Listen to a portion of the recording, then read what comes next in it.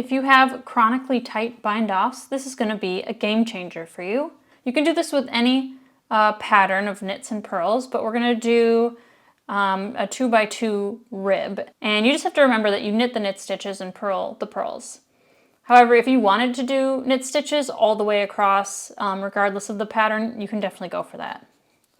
So we start off with 2 knit stitches, kind of like a regular bind off. And then here is where things are different. So we're putting this needle into the front of these 2 stitches, wrapping our yarn around the back needle and pulling through and off the needle. So now we are on to 2 purl stitches. So move your yarn to the front and do 1 purl stitch.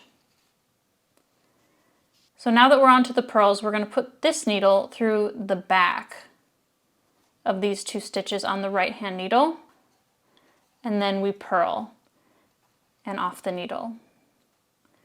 Again, we have a purl stitch, so purl 1, get that over onto the right hand needle, and we're putting our needle in through the back so that we can purl this. It's kind of like an extra stitch basically. Now we're moving our yarn to the back and we're on 2 knit stitches. So go ahead and knit 1, and then since it's knit, we're going to go in through the front so that this needle ends up in the back and we can just do a normal knit stitch. So you can see hopefully the pattern by now. If you do a knit stitch, then when you do this extra move, you're going to orient your needles so that you're doing another knit stitch. Same with purl. If you do a purl stitch to get the stitch onto your right hand needle, then you want to orient your needles with this extra move to do a purl stitch.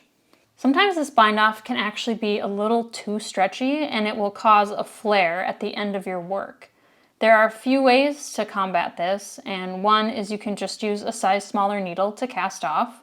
The other is you can skip this extra move every like 3rd or 4th stitch. Okay, so I'm ending on a knit stitch,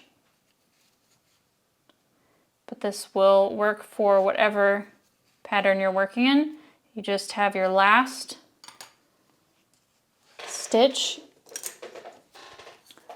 on your needle and we cut the yarn, pull it up a little, and then grab the yarn tail through that loop and just pull it up tight. Look how much stretchier that is compared to just the regular cast on I did at the bottom.